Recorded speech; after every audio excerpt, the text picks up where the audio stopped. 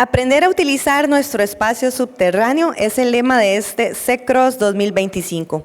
Por ello, contamos con el honor de presentarles a todos ustedes a dos expertos internacionales de gran experiencia que compartirán con nosotros conocimientos fundamentales para la realización de obras de infraestructura en ese espacio. Damos inicio a la tarde con la ponencia del señor Nicolás del Valle, que disertará sobre el diseño y la construcción de túneles por medio de máquinas tuneladoras.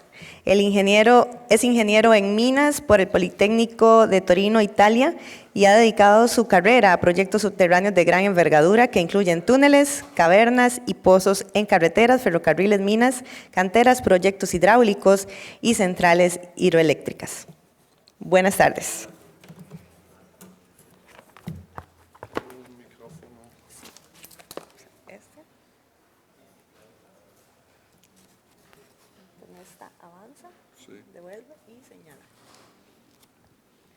Hola. Acá le queda el agua. Buenas tardes a todos. Bueno, ya me han introducido. Le tengo especial cariño a este país. Estoy trabajando en consultoría en Costa Rica desde el 2008, más o menos, en proyectos muy interesantes, de lo cual por lo menos uno se ha hecho, que es bueno, pues significa algo se ha hecho en los últimos 15 años. Voy a hablar hoy del diseño de túneles con máquina tuneladora y mañana voy a hablar de construcción de túneles en ambiente urbano, también con tuneladora. Allora, primero un agradecimiento a los amigos y a los directivos de la Asociación Costarricense de Túneles, que me han invitado aquí y me han dado esta gran posibilidad de transmitir lo poco conocimiento que tengo sobre túneles. A los compañeros que me han acompañado los últimos 38 años que estoy entre diseñando y haciendo túnel por el mundo, y a los clientes que han confiado en mi servicio en este periodo y estando aquí en Costa Rica, sobre todo al ICE, con el cual hemos hecho varios trabajos juntos. Yo soy bastante libre, no soy un profesor, soy un técnico, hago túneles y diseño túneles y me llaman cuando pasan cosas en un túnel. Mi próxima ponencia será, no aquí, con mi último 15 días de WhatsApp. Con la foto que hay ahí puedo hacer una ponencia sobre túneles larguísima. Vale. Estos son más o menos los temas que voy abarcando y luego voy a hacer también voy a hablar de proyectos que hemos ejecutado, así que pueden ver todo el proyecto, el diseño de obras reales que se están planteando en este momento en el mundo, sobre temas específicos. Primero, ¿por qué la tuneladora? Ahora, utilizar una tuneladora depende de muchísimo tema. El país, la geología, la longitud del túnel y el entorno. Aquí falta una R. ¿Por qué la geología y la geotecnia no es primero? Porque lo he puesto como segundo, pero podría también estar como tercero. Porque decidir si utilizar una tuneladora o menos, hay tantos factores y luego qué tipo de tuneladora que es muy difícil dar una línea generales. Hay países donde túneles de 60 kilómetros se hacen en convencional porque son más baratos, porque tienen que dar trabajo a mucha mano de obra y entonces se van haciendo en convencional, túnel hidráulico. Hay otros países donde la mano de obra es carísima y túneles también muy cortos se hacen con sistemas mecanizados. Así que aquí hay una tabla y ahí dice que en una longitud de 1,5 kilómetros a 4,5 es un poco el rango donde se pueden solapar si se hace con convencional o con tuneladora, pero depende. Cada caso es un caso aparte. También significa ¿para qué utilizamos ese túnel? ¿Es una obra hidráulica? ¿Es una carretera? ¿Es un metro? ¿Un túnel de ferrocarril? Varía muchísimo. Así que no se puede dar una definición estricta. Es obvio que la geología, como segundo tema, si son terrenos muy inestables o bajo un nivel freático, una carga de agua importante, olvídalo, la tuneladora es casi obligada. Luego, las tuneladoras se empezaron a usar mucho para túnel hidráulicos, son circulares, son perfectas. Se ajustan bastante bien para túnel de ferrocarril y son muy malas para túneles de carretera. ¿Por qué? Porque en la carretera utilizamos el ancho de la sección para meter los carriles. Esto significa que tenemos la mitad del túnel que está desperdiciado. O sea, excavamos mucho material, lo revestimos y luego lo podemos utilizar para la ventilación, para servicio. Hay quien pone una carretera arriba y unos trenes abajo, pero hay que buscarse la vida para ver qué hacemos con toda esa mitad inferior que la verdad no necesitamos para la carretera. Y estos son, puse aquí una slide, más o menos los sitios del mundo donde he ido trabajando los últimos 38 años.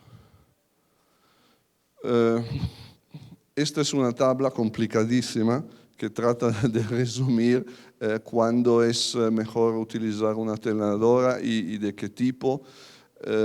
Son tablas que, claro, se pueden utilizar, tipo esta de acá, en base al RMR. Dice que en lugar de la resistencia de la roca, qué tipo de máquina utilizar, doble escudo, TBM de roca. Lo que es importantísimo, se ve que por resistencia de la roca, aquí se pone más o menos los 100 megapascal, pero por resistencias superiores, la tecnología de tuneladora, digamos, no es aconsejable.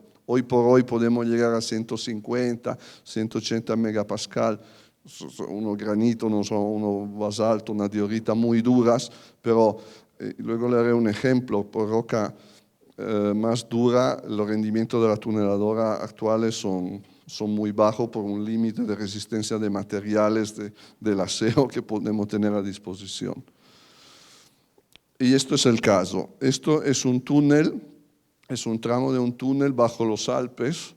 Aquí más o menos hay más de 1.200 metros de recubrimiento. Por aquí está Italia y por aquí está Austria. Claro, esta era la geología, esto es el contacto de los Alpes del sur con los Alpes del norte, una zona súper tectonizada. Entonces tuvimos que usar una máquina, se utilizó un doble escudo, quedó un poco atrapado aquí, pero ¿dónde está sufriendo más esta máquina? ¿Dónde estamos de verdad que está teniendo problemas? Es en este tramo de acá. Es un nice durísimo, durísimo, y la máquina está avanzando entre 5 y 8 milímetros al minuto. Una máquina de roca debe avanzar arriba de los 35 milímetros al minuto. O sea, aquí la tuneladora da un montón de problemas, los rendimientos son bajísimos. No solo porque va muy despacio, pero porque vibra tanto la máquina y la cabeza tiene tanta vibraciones que hay que ser parada muy larga por el mantenimiento. Así que también cuando la roca es muy, muy buena, no está dicho que la tuneladora sea la opción mejor. En túneles largos, la tuneladora que se elige es siempre un compromiso. Es siempre un compromiso, definitivamente. Aquí voy bastante rápido porque primero está en la guía de los, en la guía que ayudé a preparar sobre los en Costa Rica. Y segundo porque, bueno, lo pueden ver, no hay mucho valor añadido en esto. Básicamente, hoy por hoy hay 4 tipos de máquina. Digamos, hay la máquina de gripper, que ya casi no se usan, se están utilizando muy poco, porque hay que tener la seguridad de una roca muy buena, porque si encontramos una falla con esta máquina, olvídalo, hay que hacer túnel pilota, hacer cavernas subterráneas, arrastrarla, no es una buena solución. Y luego tenemos 3 tipos de escudos con sus variantes, el escudo EPB, donde se balancea la presión del material del terreno con la presión del material en cámara. En teoría se están difundiendo digamos, algunos conceptos que la tuneladora de tipo EPB pueden trabajar en 3 maneras diferentes. Una con el frente totalmente cerrado, o sea, cuando el frente es inestable, se puede mantener la presión y contener el frente. Un modo, desde abajo, un modo semiabierto, o sea, donde la mitad de la cámara se llena con aire que está de arriba, o un modo totalmente abierto. Ahora, dependiendo de la situación, pero el modo semiabierto es la autopista al desastre, yo la llamo, porque si uno utiliza un modo semiabierto significa que está en un frente que no sabe hasta cuándo es estable o inestable. Así que trabajando en modo semiabierto, en modo abierto, toda la ventaja de tener una EPB para poder contrastar la presión del frente no sirve. Y de hecho, digamos, no decimos lo desastre, pero lo problema más grande a nivel de excavación en ambiente urbano, porque los túneles en general son someros, se hacen cuando nosotros estamos trabajando en uno de estos 2 modos. Así que cuando se diseña un túnel con tuneladora, siempre, si es el frente inestable o no estamos seguros que lo sea, utilizar el modo cerrado. Siempre. Luego está la tuneladora tipo Slurry, que están hechas para materiales muy finos, donde la compensación de la presión al frente se da con una mezcla de agua y bentonita, más o menos son entre 35 y 50 kilos de bentonita por metro cúbico de agua. Es un barro muy poco denso, y el transporte del material es con tuberías. Y evidentemente se necesita una planta de tratamiento muy grande al exterior, y es un sistema muy caro, pero por terrenos muy inestables, totalmente friccionante y poco cohesivo, si arena limosas, es un sistema muy utilizado.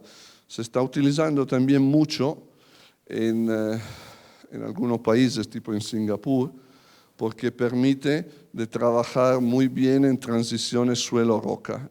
Si tenemos una transición suelo-roca, la máquina abierta no pueden trabajar porque se le derrumba todo. Y la máquina a presión de tierra es imposible tener roca en la cámara mezclándose. Entonces, estas máquinas se están utilizando mucho también para condiciones mixtas. Entonces, esta es una curva que indica en función de la granulometría donde se puede, si es más gruesa, podemos usar los Slurry, y donde si es más fina podemos usar el EPB, pero como he dicho, también en condiciones mixtas de roca se puede usar unos Slurry también. Y luego están las variaciones sobre el tema. Por máquina por encima de los 6-7 metros de diámetro, es posible instalar diferentes sistemas para mantener la presión al frente. Se puede hacer, entonces hay máquinas, siempre escudos, donde se puede haber sea un sistema de extracción del material por cinta, por cóclea, o un sistema de material por tubería o por cinta. Digamos, no existe la máquina triple. Bueno, teóricamente puede ser posible, pero existe la máquina doble, donde es o por cinta y tubería, o por tubería y cóclea. Existen estas variaciones. Y esto para poderse adaptar a la diferente geología que encontramos a lo largo del trazado, porque es muy difícil encontrar un túnel con una geología constante, porque siempre estamos utilizando la tuneladora por túneles relativamente largos.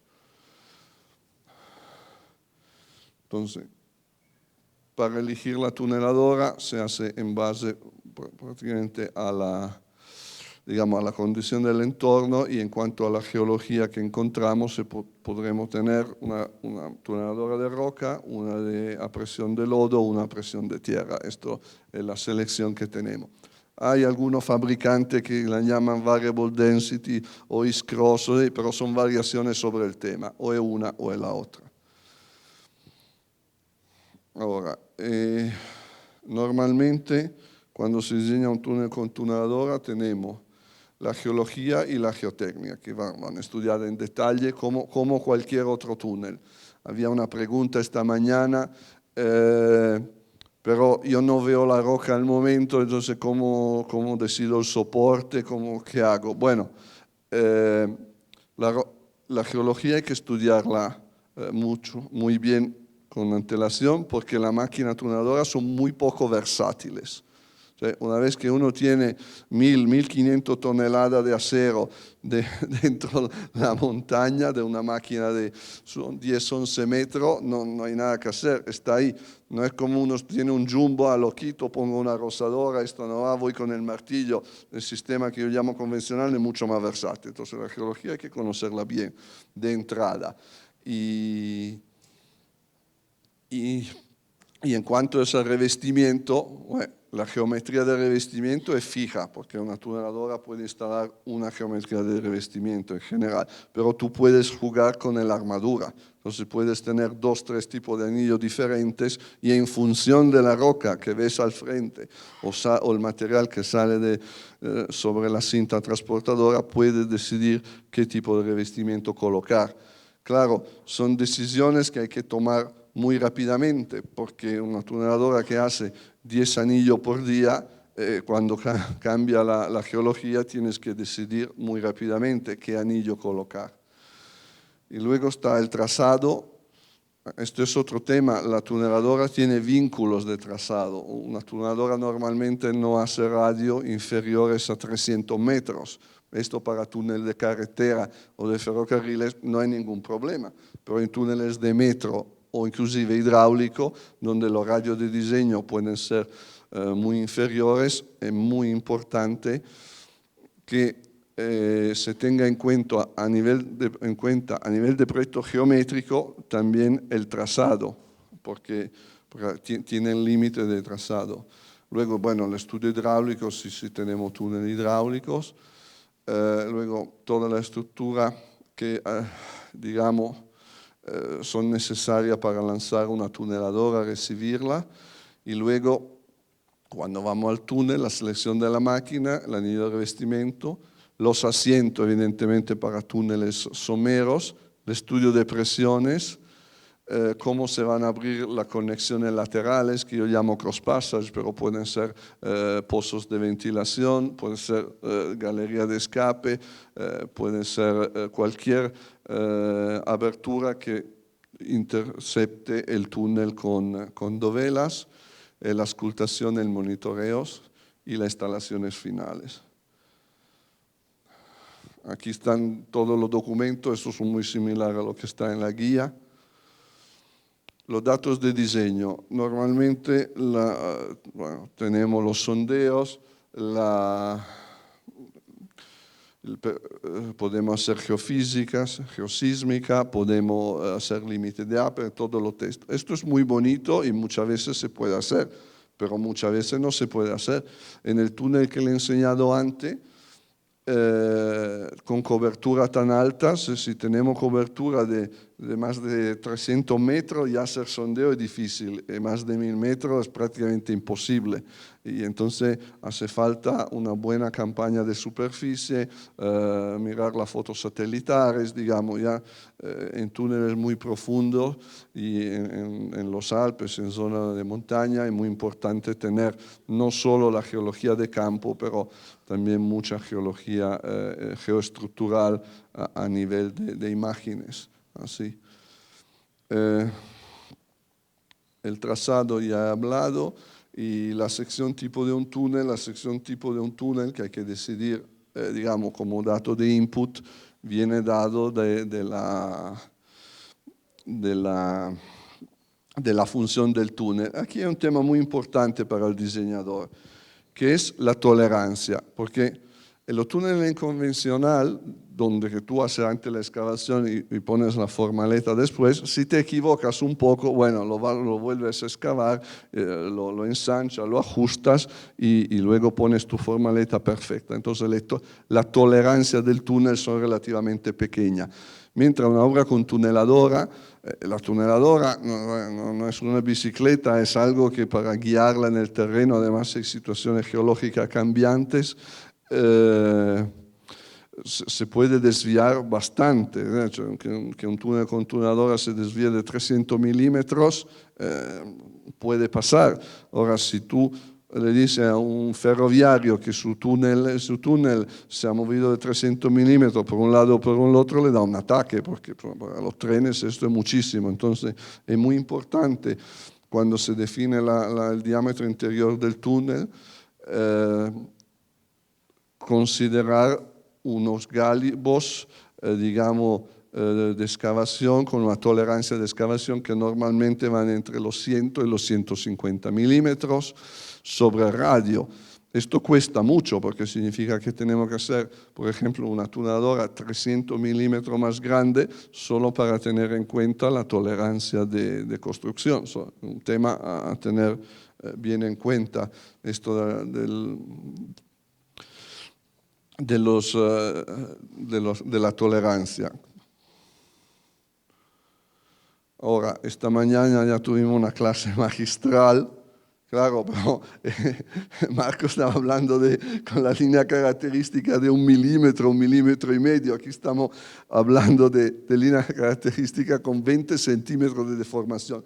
¿Y por qué digo me sacas la línea característica con la tuneladora? Porque cuando vamos a hacer estos túneles con escudos bajo los Alpes o el Cáucaso o otra montaña con cobertura muy grande y materiales que en profundidad, quién sabe cómo son, la curva, este método es de los mejores para definir la característica principal del escudo, que son para el escudo en roca la conicidad del escudo y la fuerza de empuje de un escudo.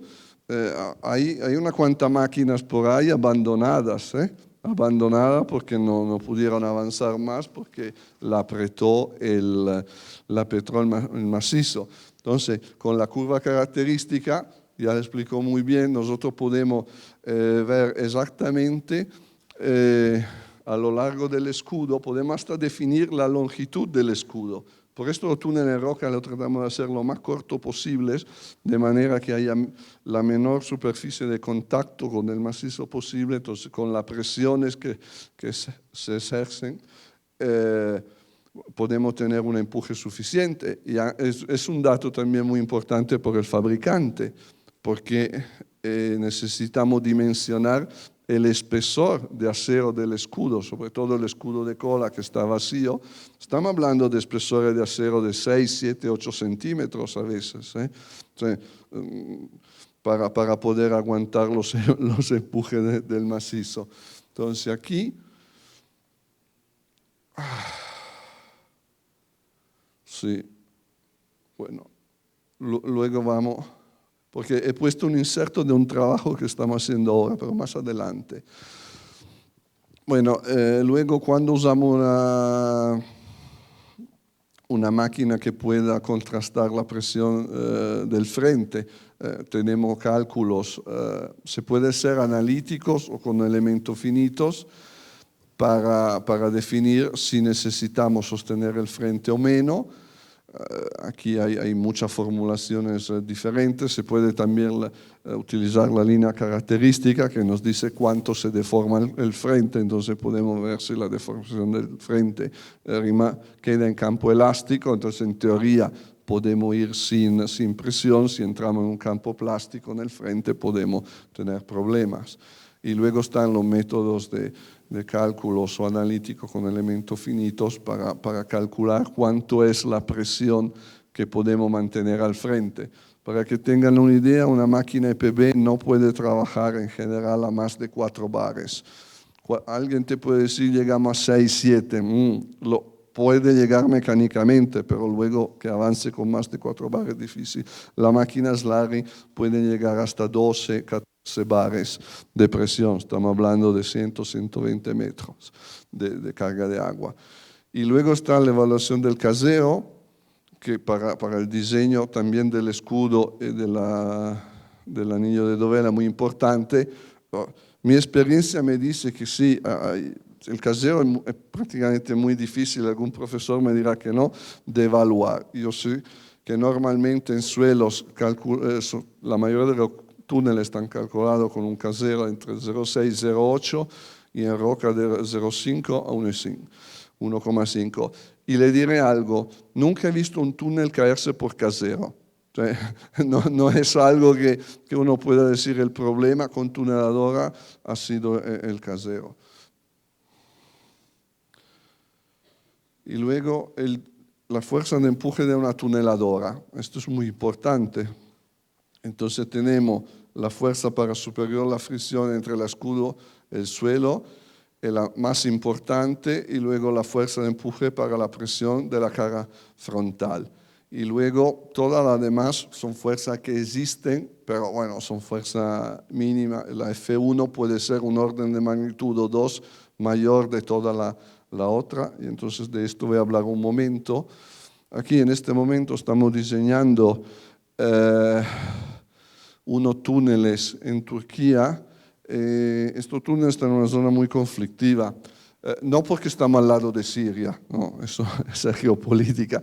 No, porque se acuerdan que el año pasado se movió esta falla de acá y hubo ese temblor enorme en Turquía el año pasado, hace 2 años. Entonces, justo fue a lo largo de esta falla de acá. Bueno, es la plata arábica con la plata, con la placa ahí. Y estos túneles están aquí. Aquí hay una área industrial muy grande y todo. Estos son la mitad en cuarcita y la mitad en caliza. Pero tenemos 1.500 metros de recubrimiento. 1.500 metros. Entonces, hemos hecho unos cálculos rápidos. Ahí por un lado quiere meter una máquina a uno de 13 metros y 20 de diámetro y por el otro una de 9 metros y 20. Entonces vamos a ver qué características tenemos que dar a esta máquina. Esto es algo que estamos diseñando ahora, no es ningún ejemplo. O sea, es un ejemplo pero real. Esto existe, lo estamos haciendo. Entonces hemos considerado la característica de ciertos materiales. Lo siento si no es en formato, pero es un trabajo que estamos haciendo. Entonces, sin overcut, dando una conicidad de la máquina. Las máquinas son cónicas de manera que avanzando pueden dejar que el terreno se relaje más y más. La base de la línea característica con una longitud de 12 metros. Y tenemos, esta es la gráfica medio complicada, donde nos dice que en condiciones dinámicas, porque hay 2 tipos de fricción, estática y dinámica, podemos llegar a presiones muy altas sobre el escudo, pero es otra gráfica. Y esto me dice que en la cuarcita no voy a tener problema, pero voy a tener problemas sobre son una caliza, calcarenitas bastante débiles. Y esta es la famosa línea característica. Entonces, estos son exactamente lo mismo gráfico, pero rotado, que nos enseñó Marco esta mañana, donde se ve, esto es el mucón cero, cuánto se deforma antes del frente. Entonces, aquí, considerando la conicidad del escudo, vamos viendo qué presión hay sobre el escudo y qué presión tenemos que contrastar. Y hemos hecho varios casos. Aquí es importante ver que aquí tenemos unos empujes muy grandes, aquí, pero porque no teníamos overcut, introduciendo 120 milímetros de overcut. ¿Esto cómo se hace? En la cabeza de corte se le ponen unos una platinas que aumentan el diámetro de excavación, básicamente, y tenemos que lo que antes era un problema bastante diverso, está concentrado solo en un punto. Y luego tenemos otro análisis, Sinovercat. Esto es de... Esto no sé, pero esto es con Overcat y aquí viene un escudo de 15 metros, pero para meterlo en la zona de Roca Buena. Entonces se ve, y aquí esta es una característica. Aquí hay otra curva, pero hay una tabla de resumen. Aquí son todas las análisis que se han hecho con el radio de excavación para la máquina grande, con o sin overcutting, y tenemos que con Overcat podemos llegar a empuje de 270.000 kilonewton, mientras sin Overcat deberíamos llegar a 350.000. Ahora, 270.000 kilonewton es un valor para una máquina de 13 metros que se puede alcanzar todavía. Entonces, con esto tenemos la tranquilidad que podemos diseñar una máquina que es el estado, según el estado del arte actual. Esto era un inciso de cómo es importante la característica, cómo se define la característica geométrica de una máquina y de empuje. Claro, pero esta máquina normalmente se empujan sobre el anillo de dovela. Entonces, para aguantar ese esfuerzo tan grande, hay que hacer cálculos refinados sobre el anillo, sobre la máxima compresión y la tensión. Entonces, esto es un cálculo estructural más o menos clásico, pero claro, hay que meter bastante coeficiente de seguridad porque los anillos son segmentados, están armados en condiciones a veces no ideales, entonces puede haber problemas de instalación y todo. Entonces los anillos la geometría tiene que tomar en cuenta esto. El anillo de dovela, toda la máquina con escudo instala un anillo de dovela. Se va armando desde una pieza trapezoidal a veces o rectangular y se pone en varias dovelas. Digamos que el estado del arte ahora está yendo hacia anillo donde las juntas no son rectas, pero son inclinadas porque hay una mejor, son más fáciles de instalar y hay menos fricción entre la dovela durante la instalación. Un poco rápido, la geometría del anillo. La máquina tiene que hacer curva. También si un túnel es recto, el anillo tiene que poder manejar curva porque la máquina no es... Hola. La máquina el túnel no es algo perfectamente rectilíneo, la máquina puede dar coletazo, digamos así, y entonces los anillos siempre tienen una forma trapezoidal, de esta manera juntándolo, rotando la posición de la clave, pueden ajustarse da un radio infinito hasta el radio mínimo de diseño que normalmente es de 250 metros. Nos quedamos un poco más corto que el diámetro de la máquina para tener más holgura. Entonces, todas las piezas son diferentes y la elección de esto, de la posición correcta del anillo dentro del escudo, se hace con un software. Ahora, el espesor del anillo. El espesor del anillo, hay alguna publicación que habla de esto, pero no mucha. Entonces, aquí nos hemos hecho una estadística con todos los anillos, los diámetros del espesor del anillo y el diámetro interior. Bueno, hay una cierta correlación, pero si vamos en un radio de 10 metros aquí puede ser de 300 a 600, casi el doble. Estos básicamente son por problemas estructurales, pero en un anillo claro, un anillo para una carretera normalmente es más espeso de un túnel hidráulico. ¿Por qué? Porque normalmente no hay incendios en un túnel hidráulico. Bueno, eso es muy raro. Y entonces,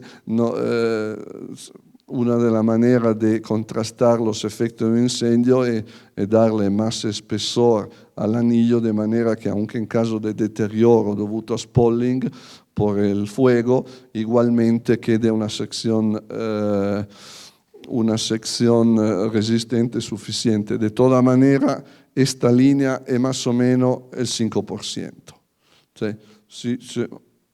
Si uno, el espesor del anillo en el orden, en general, entre 3,5 y el 5% del diámetro.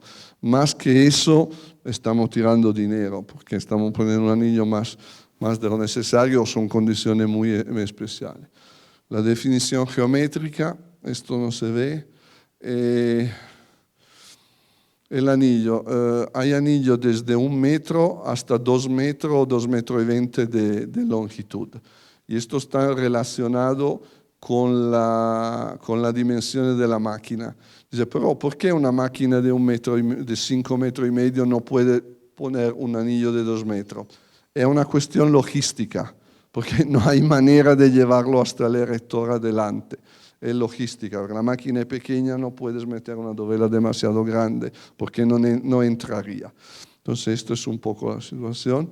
Y luego, es muy importante diseñar un anillo donde las juntas no estén alineadas. Y entonces se usa este tipo de geometría.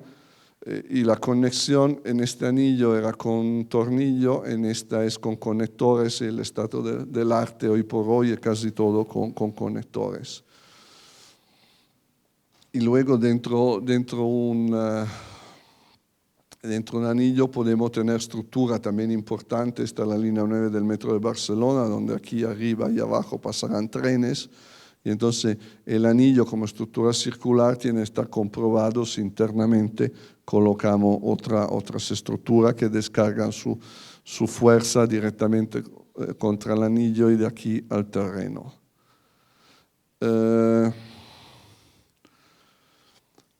Antiguamente los anillos entre ellos estaban todos atornillados, como estos. Ahora prácticamente en la casi totalidad de los casos los anillos están conectados con conectores, mientras en el sentido transversales se usan todavía bastante los tornillos, que pero en túnel de ferrocarril, por ejemplo, o en túnel hidráulico por tema de corrosión, se quitan una vez que el túnel está construido. Entonces, más vale no colocarlo de entrada. Ahorramos dinero, vamos más rápido y tenemos menos problemas de calidad. Y lo que se está utilizando mucho son barras de guiado entre una dovela y la otra, y hacen como una llave acortante, y entonces tenemos una alineación perfecta de los anillos. Ahora, los anillos de dovela, uno de los temas que hoy por hoy no está totalmente resuelto y donde todavía tenemos bastantes problemas, es en el sellado. Porque la mayoría de los clientes quieren un túnel impermeable, lo pagan y lo quieren. Un túnel impermeable con dovela no existe, no existe. Si quieren un túnel impermeable, como hacen los suizos, hacen un túnel con dovela, lo más fina posible, ponen una membrana de 2-3 milímetros de PVC, toda soldada, la prueban y luego hacen un hormigonado interior. Así uno tiene un túnel impermeable, ni así, pero en general, en teoría sí puede ser impermeable. Con dovela es imposible.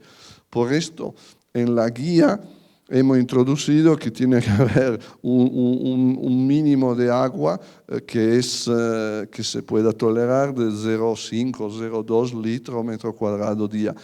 Y este número viene de estándares internacionales de la Asociación Internacional de Túneles y de la Asociación alemana de túneles, no es un número sacado del sombrero, tiene sus bases, pero es muy importante, ha sido para mí muy importante ponerlo en la guía, así que los clientes mismos no se hacen la idea que con tuneladora puedan tener un túnel impermeable. De hecho, la mayoría de problemas que tenemos en los túneles con dovela no son problemas estructurales. Eso normalmente si hay, son siempre conectados con el empuje de la máquina, lo decían esta mañana, con fase transitoria. ¿Por qué? Porque un anillo es una estructura circular, es lo mejor que hay para aguantar esfuerzo desde el exterior. Es un círculo, los esfuerzos se centran. Son casos muy raros donde una vez colocado un anillo se rompa por carga del terreno, no hay mucho. Lo que hay muchísimo son problemas de rotura de esquina y de rotura de esquina, de ángulos y pérdida de estanqueidad debido a los sellos.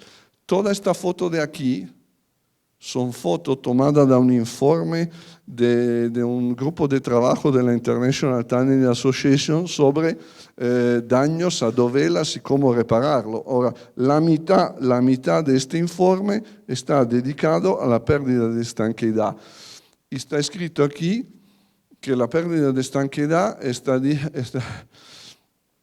debida a los gaskets, a los sellos, porque se fisuran. Aquí hay varios ejemplos tomados de este, yo tengo varios de estos, pero estos son oficiales, digamos, son un documento de la ITA, donde se ve, porque ¿qué pasa? Porque sobre todo en la esquina los sellos se comprimen tanto que se rompen a lo largo de esta línea, que es, porque aquí, viendo compresión aquí se genera una, no he tenido tiempo de meterle una flechita, pero aquí se genera una tracción.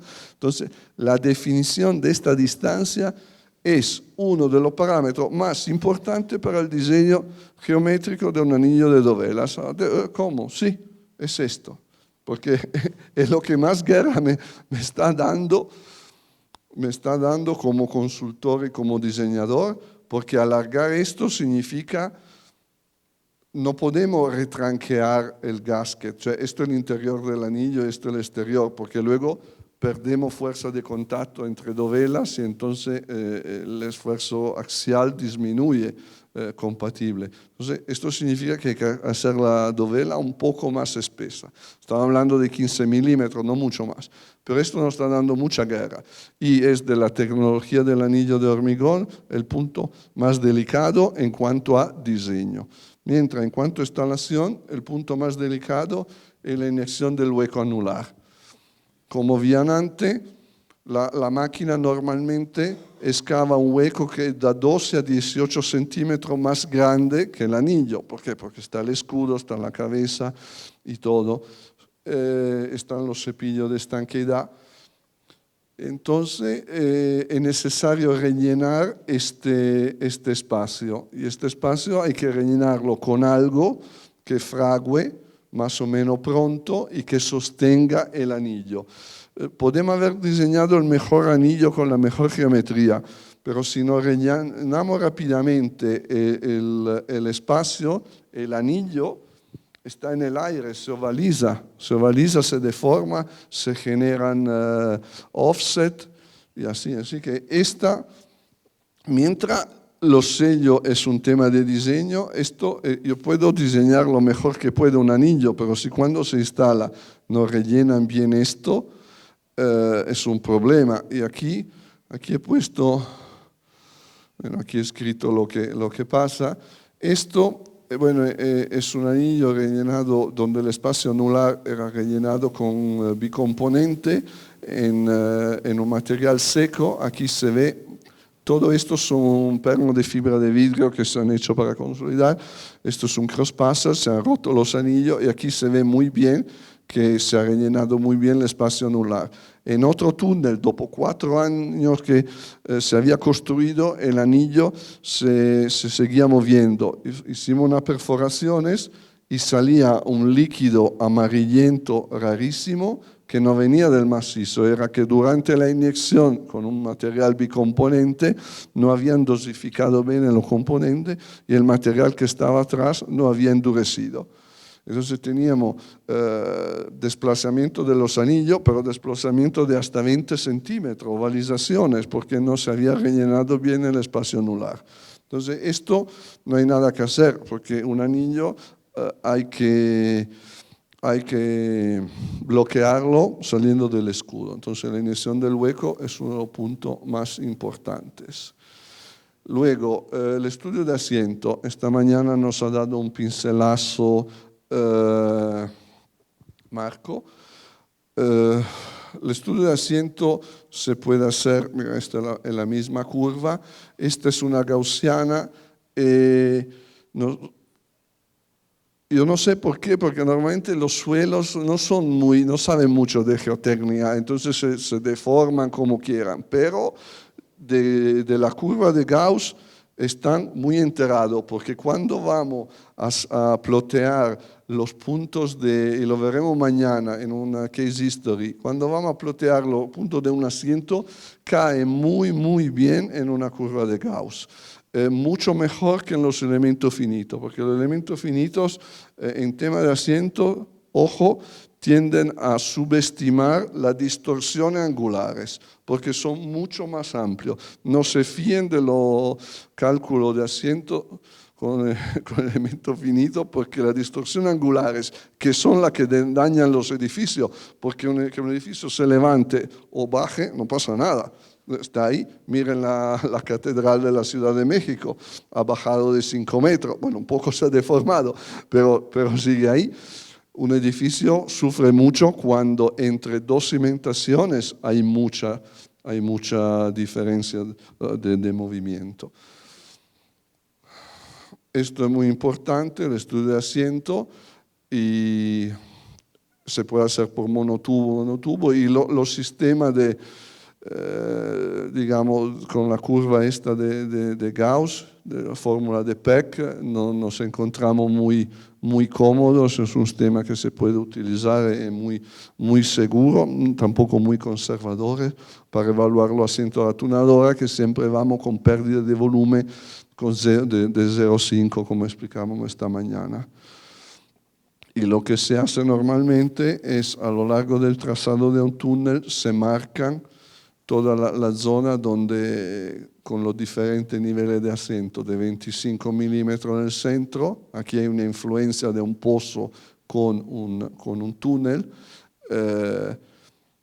Hasta mano a mano que nos alejamos del centro, los asientos disminuyen. Y en base a estos, pero eso es una parte más estructural, se puede evaluar el riesgo de daño a edificio en base a las distorsiones angulares o los asientos que pueda haber.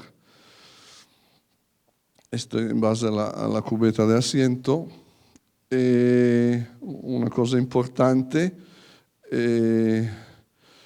sobre la distancia de los túneles, es muy importante, no sé si lo he puesto aquí, no. Tener los túneles lo suficientemente distantes como que las dos cubetas de asiento no se sumen, o sea que haga dos como un camello, no como un dromedario, de manera que así disminuyen las distorsiones angulares conjuntas. Y luego el plan de auscultación en un túnel urbano es lo que manda. En un túnel urbano lo que manda es la auscultación, no es la logística de la máquina, el tipo de máquina, el revestimiento de la auscultación. Así que es muy importante definir una zona de influencia que normalmente trata de ser muy amplia y se sale a 45 grados del eje del túnel. Nunca he visto afección de un túnel más afuera de esta zona, es muy conservadora.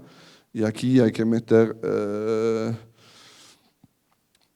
auscultación profunda y auscultación de edificio con varios parámetros de control. ¿Cuál es la necesidad del plan de auscultación. Aparte, proteger al cliente de eventuales reclamos, porque uno puede saber cuánto se ha deformado un edificio y si los daños que está reclamando están debido a la deformación inducida por el túnel o a otra cosa, porque cuando uno va en una casa, hace una inspección, le pone unos prismas, puede ser que te reclamen en cualquier momento, aunque la tuneladora no haya pasado, pasa cualquier cosa. Entonces, el plan de auscultación es muy importante, pero a nivel ejecutivo, porque puede alarmar en tiempo real y muy rápidamente si estamos haciendo demasiado asiento, y esto significa que tenemos que cambiar los parámetros de la tuneladora, ir con más presión si son demasiado. Se puede hasta levantar con una tuneladora si se empuja demasiado, y levantar no es bueno a un edificio, es mucho mejor que se asiente un poco y que no levantarlo. Entonces, la auscultación para el constructor, para el diseñador, es un parámetro importante para regular los parámetros de avance de una tuneladora.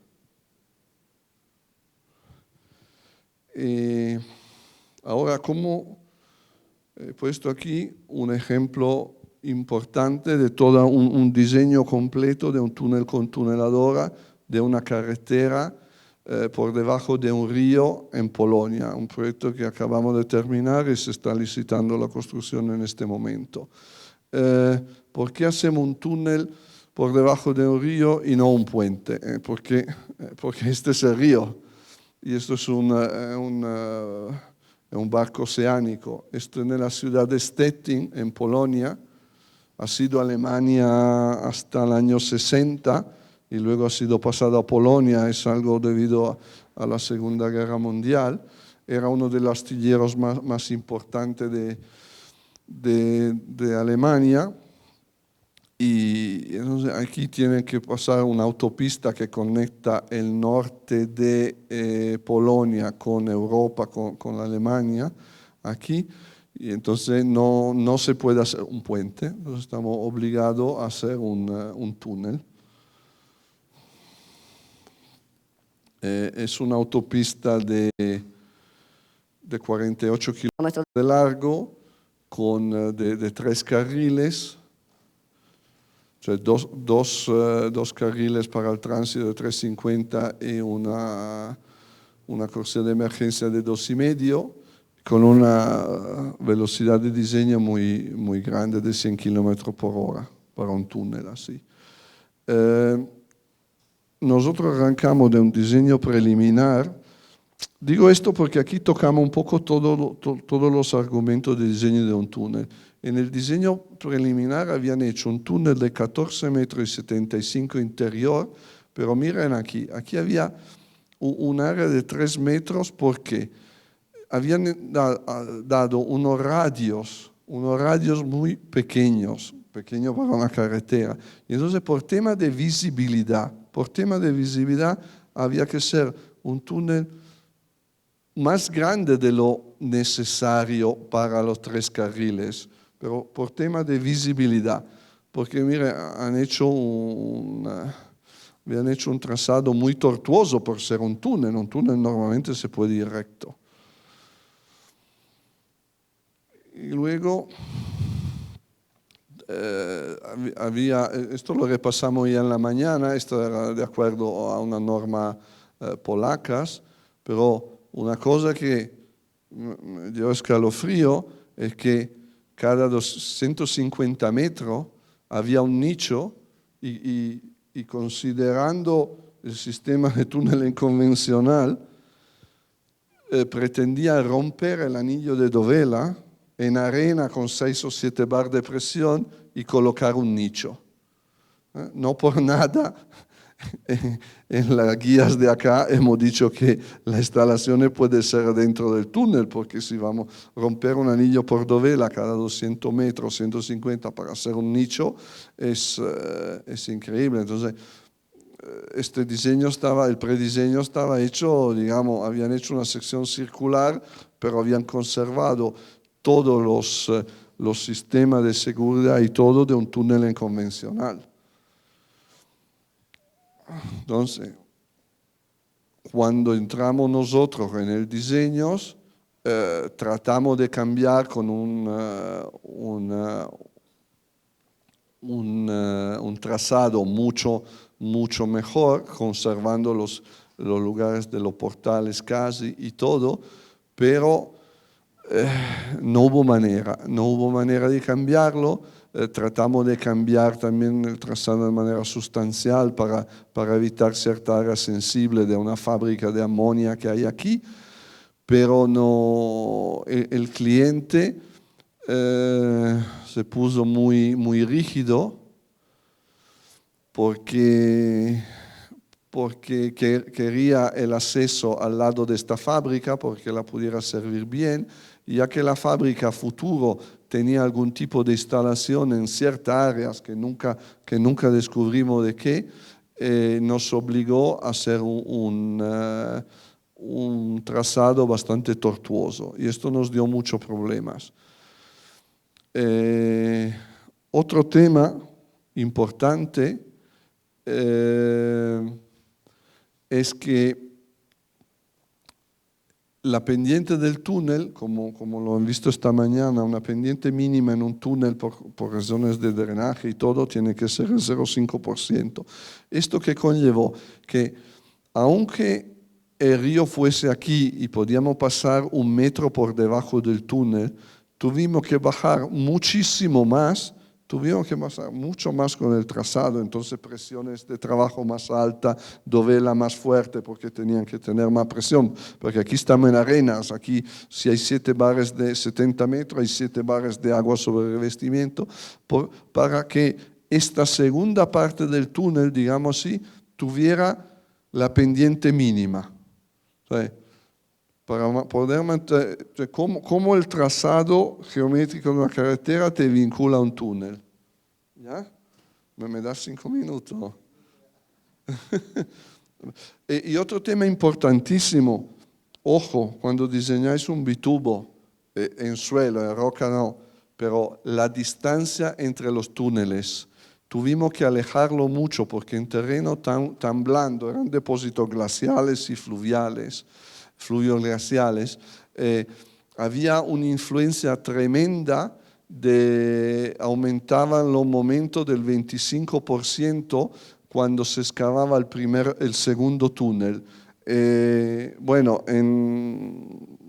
nos cayó, no es que nos llamaron después, pero en Algeria, en una arcilla muy mala, túneles en convencional, abrieron un túnel y el otro túnel lo estaban excavando, derrumbó el segundo túnel y hizo derrumbar también el primer túnel. O sea, mantener la distancia entre los dos túneles es importantísimo y necesita cálculos, estos sí, con elementos finitos para ver la influencia recíproca. Pero entonces tuvimos que alejar mucho los túneles y hacerlo mucho más profundo por este tipo de limitaciones estructurales y geométricas. Y luego, todos los temas de flotabilidad, los túneles flotan. Entonces aquí tuvimos que meter en la dovela, considerar que la dovela hacerla más pesadas o hacer una estructura interior pesada de manera que el túnel no flote cuando se excave. Y al final logramos disminuir 1 metro el diámetro del túnel, alejamos, hicimos una pendiente mínima del 5%. Y esto fue el trazado final. Y esto sí, gracias a Dios no había mucha estructura sensible a lo largo del trazado, una casa pero muy somera, muy livianas, y unos pilotes que tienen una banda transportadoras arriba, no sé. Así. Los nichos lo cambiamos y usamos este tipo de nichos interiores protegidos, así que eliminamos el hecho de tener que romper un anillo de dovela, porque romper un anillo de dovela aquí significa congelar afuera para poder romper el anillo, construirlo. Insomma, un coste e un tiempo enorme. Cross Passage, se habían inventado a nivel de prediseño unos cross passage que de un lado iban abajo en el otro, pero imagínense hacer esto en arena con 4 o 5 bares, congelar con esta geología, lo hemos cambiado a un sistema normal, un túnel evacuo en el otro. Y luego lo veremos después sobre la teoría de excavación. La geología, bueno, con 7 bar de presión de agua y arenas, hidroescudos, Larry Shield, no había otra opción. Cross Passage, esto es como se congela de un lado al otro, se congela el terreno y luego se excava de manera convencional, o si no, se puede utilizar un sistema, prácticamente es una inca para pasar de un lado de un túnel al otro. De esta manera se evitan los tratamientos. Y un anillo pesa 154 toneladas, son 15 toneladas cada dovela, con un contenido de acero de 90 a 128 kilos, dependiendo de si hay más o menos presión, y sin bulones, porque son un punto débil y con una buena distancia de los gaskets. Protección al fuego con fibra. ¿Me queda tiempo? No. Ya. Protección con fibra y cómo se hace y una estructura interior hormigonada in situ, monitoring poca cosa, y esto es como se podrá, lo irán construyendo en el próximo año. Cualquier pregunta la hacemos a las 5:30 que está el conversatorio. Listo, lo siento.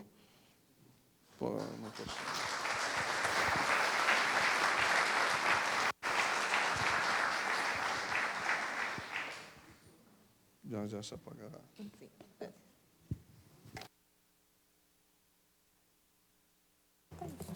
Gracias. Vamos a habilitar un espacio para preguntas con el ingeniero. 2 preguntas. Ok, por acá tenemos preguntas también.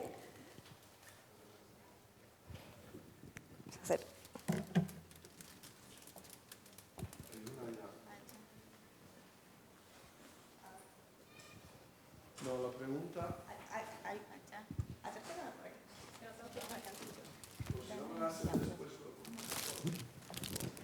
Ya le vamos a alcanzar el micrófono.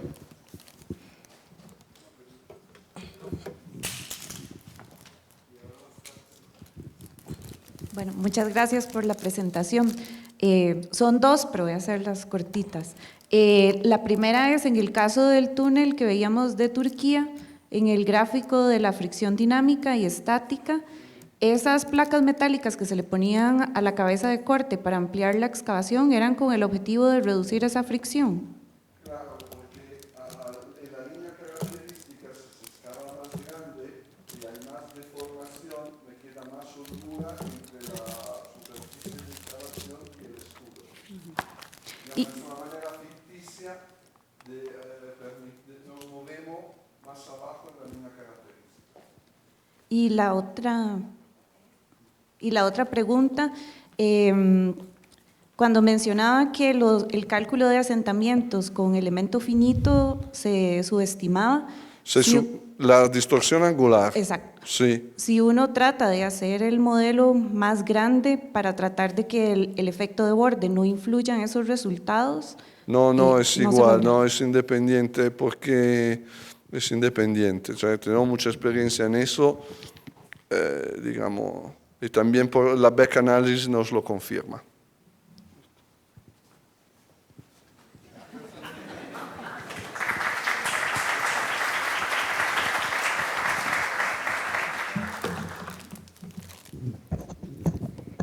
Agradecemos al ingeniero Nicola de la Valle por su presentación. Y ahora continuamos con... Adelante. Y ahora continuamos con la presentación del señor José Miguel Galera, quien abordará los aspectos clave del diseño y construcción de túneles por el método convencional. Es profesor titular del Departamento de Ingeniería Geológica y de Minas de la Universidad Politécnica de Madrid y profesor invitado del Departamento de Ingeniería Civil de la Universidad de Chile, habiendo impartido cursos en otras 14 universidades nacionales e internacionales. Es director ejecutivo de Sistra Subterra, empresa de túneles en proyectos civiles, mineros e hidroeléctricos. Sus 40 años de actividad profesional los ha dedicado a la ingeniería geotécnica, principalmente a las obras subterráneas en 38 países. Con ustedes el ingeniero José Miguel Galera. Gracias.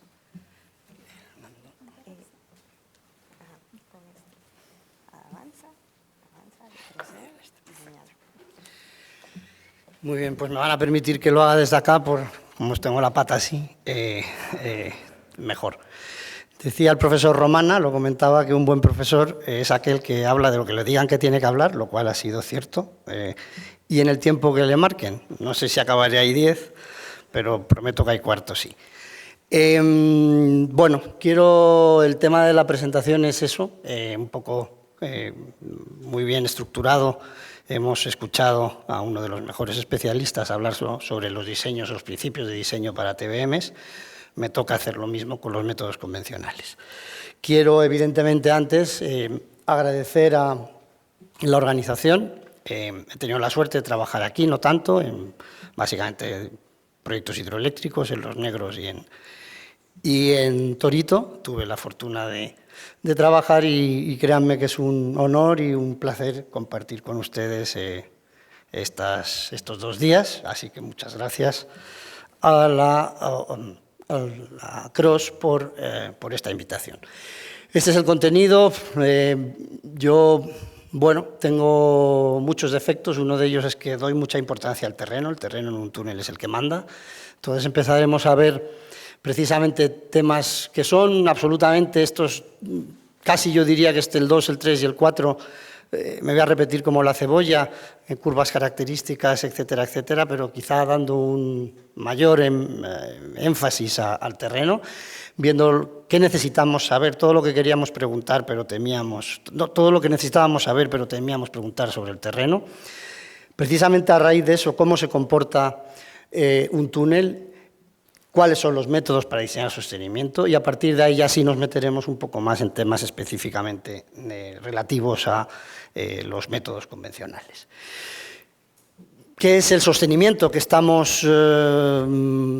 queremos diseñar? Un método constructivo que se basa en un sostenimiento, pues como digo ahí, fíjense, son 3 líneas muy importantes con 3 partes en negrita.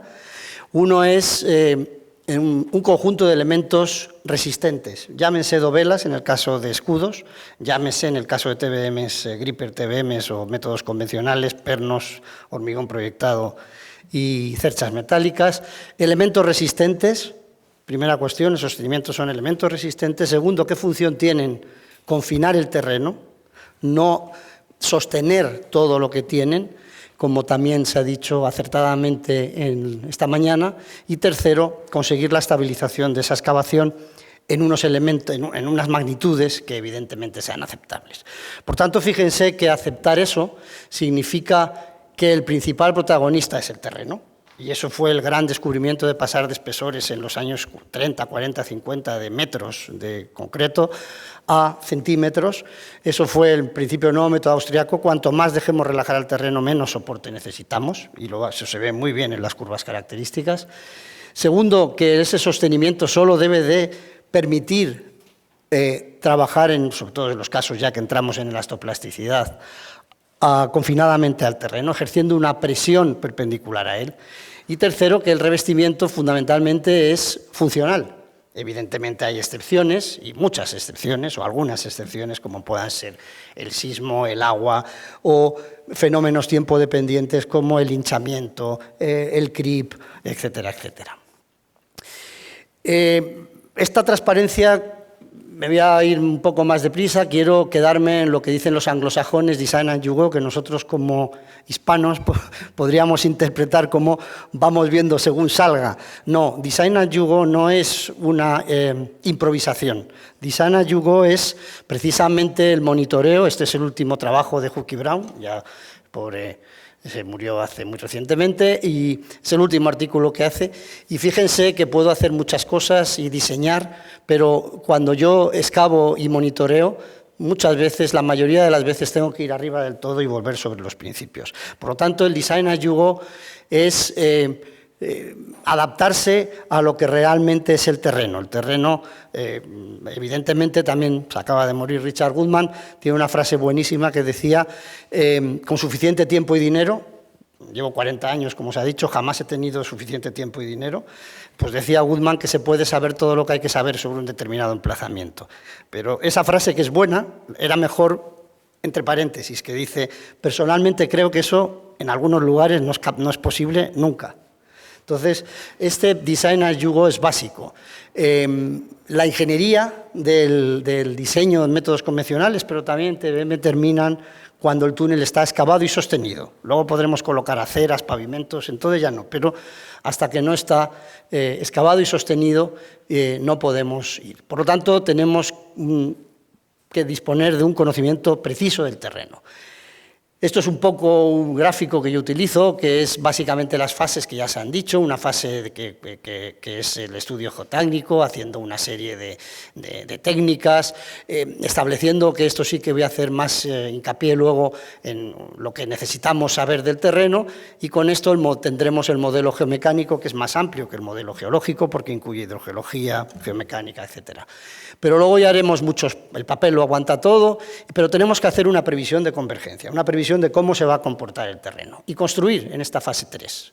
En esta fase 3 el objetivo es evidentemente construir, pero desde el punto de vista de diseño tenemos que auscultar, monitorear, y si las medidas están en lo previsto, perfecto, pero si no están en lo previsto tendremos que ir de nuevo hacia atrás y volver a hacer ingeniería. Esto es un caso de la línea 5 de Barcelona, es un caso como nos permite esta metodología establecer no ya factores de seguridad, sino factores de seguridad de bulón a bulón, es un diseño estructural. Los momentos flectores en rojo en cada punto del perímetro del túnel, y evidentemente siempre que, decía Nicola acertadamente, que un túnel desestabiliza el túnel que ya existe, pero es que una fase de excavación nueva, como puede hacer esta destroza, desestabiliza la fase anterior. Y como ven aquí, los pernos se cargan de otra manera y los momentos flectores sobre el hormigón proyectado, el concreto lanzado, son distintos. Tenemos una metodología estructural y además adaptada a la realidad del terreno. Voy a hacer aquí muy corto, ya he dicho que tengo pasión por el terreno, pero a mi juicio lo que necesitamos saber de cualquier emplazamiento, se construya con TBM o con método convencional, son 5 cosas: la geología, las características geomecánicas en cuanto a resistencia y deformabilidad de esos terrenos, la piezometría y la permeabilidad, dónde está el agua y cómo se mueve ese agua dentro del terreno, cuáles son los esfuerzos naturales en términos de magnitud y orientación, y por supuesto en algunos lugares del planeta, pues a la Tierra le da por moverse y ejercer unas aceleraciones horizontales. De manera que todos estos aspectos son los que necesitamos saber, una transparencia de cada uno de ellos. Geología yo creo que es la más importante, pero es la que voy a ir más rápida, evidentemente es la que me daría no para estos 40 minutos, sino para 40 días. Sin la geología no podemos ir a ninguna parte, de manera que tenemos que tener una visión tridimensional, como este caso del túnel Oyachea en Perú, y además evaluar otros fenómenos que pueden ocurrir, otros riesgos que pueden ocurrir. Todo esto lo tengo que tener en un contenido geomecánico, dando parámetros de resistencia, esas cohesiones, esas fricciones, esas relaciones de Poisson, etcétera, etcétera, tenerlos evidentemente convenientemente tramificados, en el caso de los macizos rocosos con las clasificaciones geomecánicas, y hay discontinuidades con los parámetros de resistencia al corte de las discontinuidades. Hago esta figura de la guía de Aetos, ilustra muy bien que yo, cuando hago un túnel, hago un dren en el terreno. Y ese dren que hago en el terreno implica que hay un flujo de agua hacia la excavación, implica que el nivel freático original se deprime, con lo cual puedo secar pozos o hacer cualquier barrabasada adicional ambiental o de cualquier tipo. Por lo tanto, evaluar los caudales en un túnel, como este caso de Ollachea o este caso del acceso al puerto exterior de Ferrol en España, esto es en Perú, esto es en España, de ver cuál va a ser la depresión del nivel freático causada por la excavación, es importante disponer de ella. Tensiones, esfuerzos. Los túneles no se caen por los esfuerzos, pero fíjense que los bulones se cargan más, los de los hastiales o por el contrario los de clave, en función de que el K0, los esfuerzos horizontales sean superiores a los verticales, 1.7 o 0.7 en este caso de la derecha. Cambia no ya el radio de plastificación, sino cambia el comportamiento del sostenimiento. Por lo tanto, es importante disponerlo. Cargas verticales, litostáticas, cargas horizontales, hemos estado hablando, pues varían mucho y además pues tenemos ciertas herramientas para poderlo estimar o evaluar, que no medir. Sismicidad, los túneles, se ha dicho, son menos, no son poco, pero son menos susceptibles a la sismicidad. Este es el ejemplo de la Alaskan Way y esta es Berta, esta de aquí, récord en su día de PB. Con 17,5 metros. Bueno, pues este viaducto quedó así en la Alaskan Way, que en el borde costero de Seattle, y ahora es un túnel de dos calzadas superpuestas. ¿Por qué? Pues porque los túneles son menos vulnerables. Dicho eso, son vulnerables en función de las características del terreno, cuanto más alterado, más se desangulan, hay que calcular esa desangulación, se ha hablado esta mañana y en ese sentido voy más deprisa. Pero me permito hacer este punto de resumen antes de pasar a de que si no sabemos eso, somos unos diseñadores irresponsables. Bien, ¿cómo se comporta un túnel? Y en este sentido, vale, insisto, estos puntos para cualquier cosa, pues depende de la calidad del terreno. Esto está para macizos rocosos, pero podría para suelo, desde muy bueno a muy malo, y del esfuerzo que exista. Y en función de eso, pues tendremos desde túneles estables hasta estallidos de roca o squeezing muy severo, plastificaciones muy severas.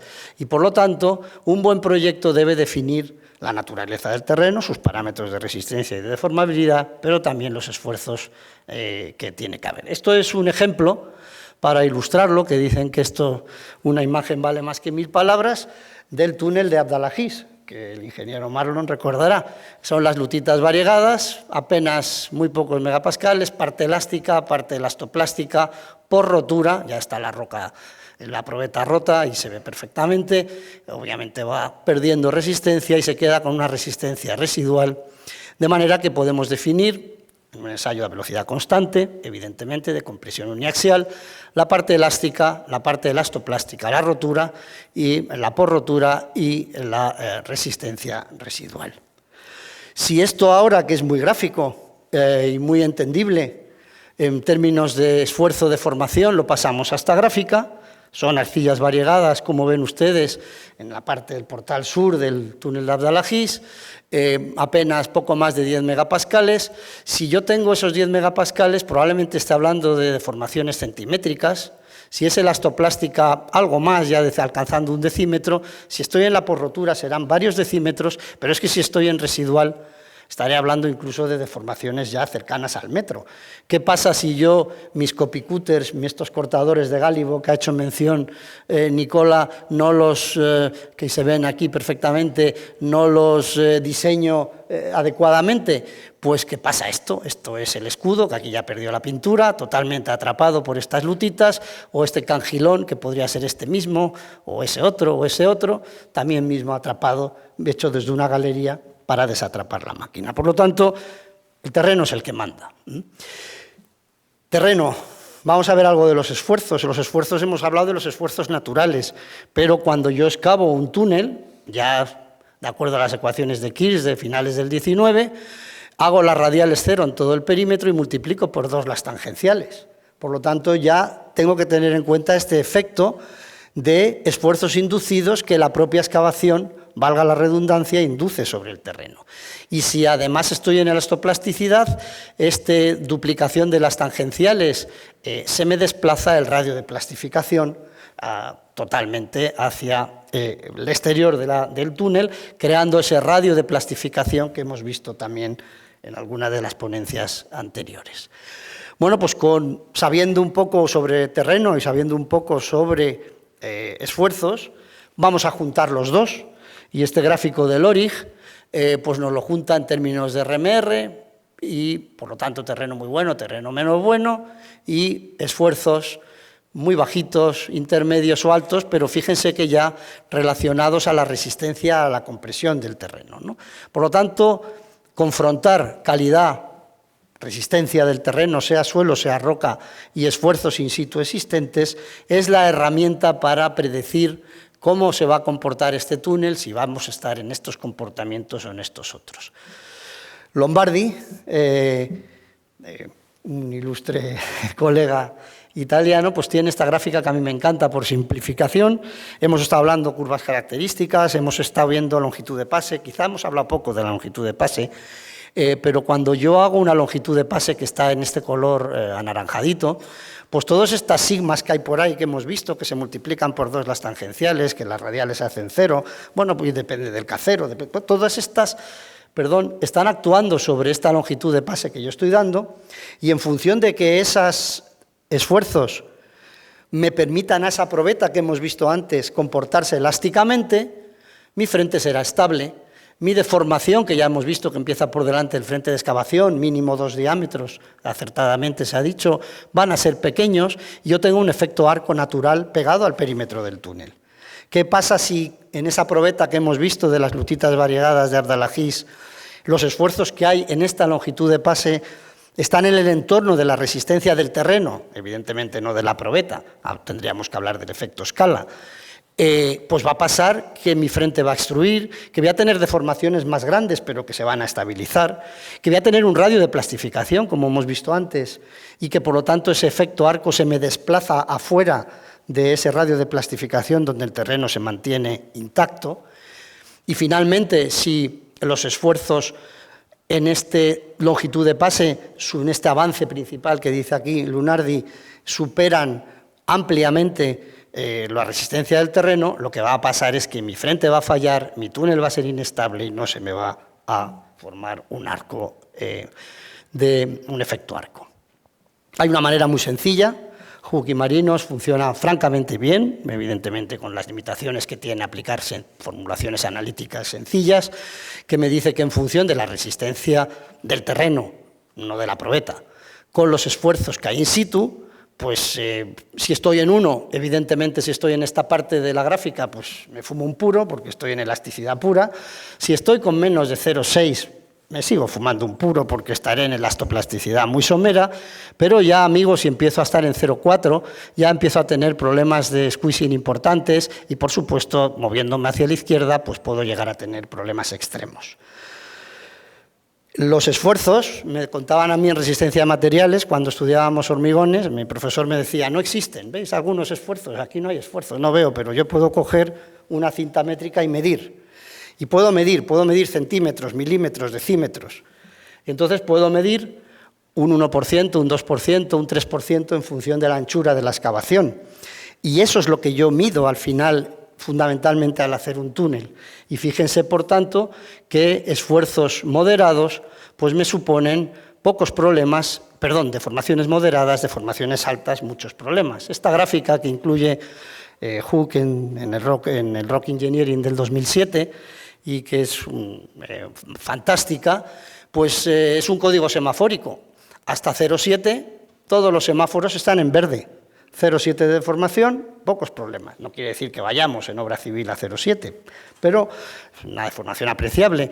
Pero, por así decirlo, estoy a salvo. Pero entre 0,7 y 2,5, he puesto por aquí, estoy jugando con fuego, evidentemente cada vez más alto, en tener más puntos rojos, que son túneles que han colapsado. Y evidentemente por encima del 2,5 ya no es que sea una lotería, es que soy tonto porque lo más seguro, casi con certeza, mi túnel se va a caer. Evidentemente esto no solo funciona en términos de horizontalidad, sino que, como ven, tiene una clara inclinación, porque depende evidentemente del tipo de roca, del tipo de terreno. No es lo mismo las deformaciones que podemos aceptar en un suelo o las que podemos aceptar en una roca.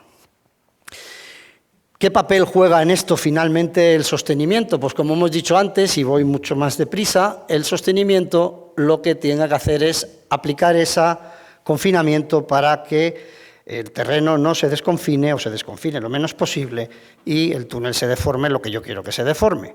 Cuanto más se deforme, por ahí lo dice, aquí, menos carga tiene que soportar el sostenimiento, porque evidentemente el terreno, si ya se ha deformado cuando yo coloco el soporte, esa deformación que hemos visto esta mañana en las curvas características, mi sostenimiento aguanta menos, o dicho de otra manera, para dar el mismo factor de seguridad tengo que colocar menos sostenimiento. Eso es lo que las curvas características nos dicen, que hemos visto antes, y quiero añadir a eso una idea que yo creo que esta gráfica también del Practical Rock Engineering de Hook es muy buena, porque nos dice, yo puedo colocar cerchas metálicas, arcos metálicos, como se quieran llamar, reticuladas, lattice girders, anillos de concreto lanzado, pernos, lo que sea. Yo puedo colocar lo que me dé la gana, 18 cosas hay aquí. Cada curvita es 18 tipos de soporte. Fíjense que para un túnel de 10 metros, ninguna de ellas alcanza los 3 megapascales. 3 megapascales son 100 metros. 100 metros con una densidad de 2,7 son 2,7 megapascales. ¿Qué quiere decir eso? Que hacer túneles no es ser más bruto que el terreno siempre nos va a ganar. Y desde luego a partir, ya lo ven, para un túnel de 10 metros, a partir de 10 metros de diámetro, 5 metros de radio, es imposible. Ya podría colocar muchas cosas que no voy a poder, a lo mejor puedo llegar un poquito más, evidentemente, pero el arte de tunelear no es ser más bruto que el terreno, no es soportar, sino ese juego de relajación y de confinar el terreno. Evidentemente, ahí entraríamos en la longitud de pase, que es quizá lo que menos se ha abordado, que es el efecto frente, ese efecto Panet, que sí que se ha hablado, el ingeniero Marco, que no le veo, bueno, pues ha hablado algo de él, y que, bueno, ya Panet en los 90 propuso una expresión de que cuanto más alejado estuviéramos del frente en función del radio del túnel, el terreno ejerce una presión ficticia. Por lo tanto, fíjense aquí que si yo estoy a 1,5 metros, yo tengo esta deformación cuando coloco mi túnel, pero si estoy a 1 metro, tendré mucha menos deformación y a lo mejor este soporte no me estabiliza la excavación, o al revés. Entonces, fíjense que este juego de no ser más bruto que el terreno y de saber a qué distancia tengo que colocar el sostenimiento, lo cual es escoger básicamente, no solo eso, pero fundamentalmente la longitud de pase, es la que me permite hacer un diseño óptimo de mi túnel. 3 diapositivas creo que tengo sobre diseñar el soporte. Sería absolutamente irreal plantear aquí. Fundamentalmente podemos ir a métodos empíricos, pues a partir de clasificaciones geomecánicas, no consideran efecto tensional, no funcionan factores de seguridad imprescindibles para un diseño, para encajar el problema. Funcionan desde los años 70, funcionan divinamente bien, pero evidentemente solo. Métodos analíticos que hemos visto, pues evidentemente están en desuso como herramienta de diseño en sí, pero también son válidas para este prediseño, y métodos numéricos que establecen esas relaciones tenso-deformacionales, todo es esfuerzos de formación, es el método realmente, como se ha acertadamente dicho esta mañana, con el cual se diseña.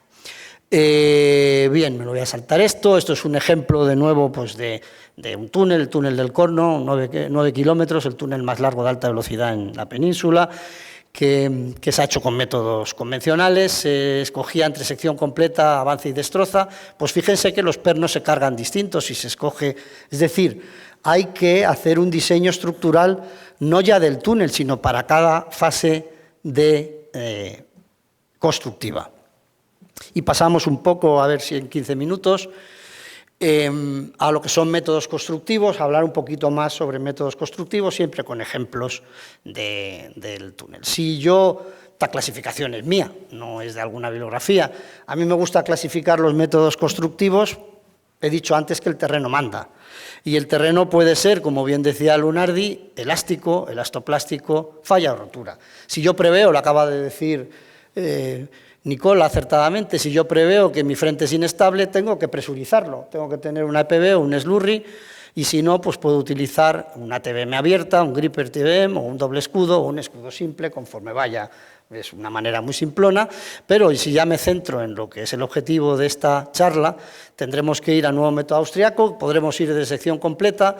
Si ya voy teniendo más problemas partiendo la sección, a Avanza y Destroza, a nuevo método austriaco por fases, que ahora se llama más pomposamente Sequential Excavation Method, pero es una palabreja de hace 10 años no más, pero bueno, ahora si no dices Sequential Excavation Method, parece que no estás en la onda.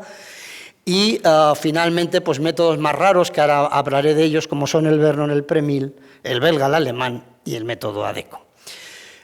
¿Por qué escoger uno? Sería muy largo. Evidentemente, la geometría manda mucho. Hemos hablado de que una tuneladora no puede con radios de más de 300 metros.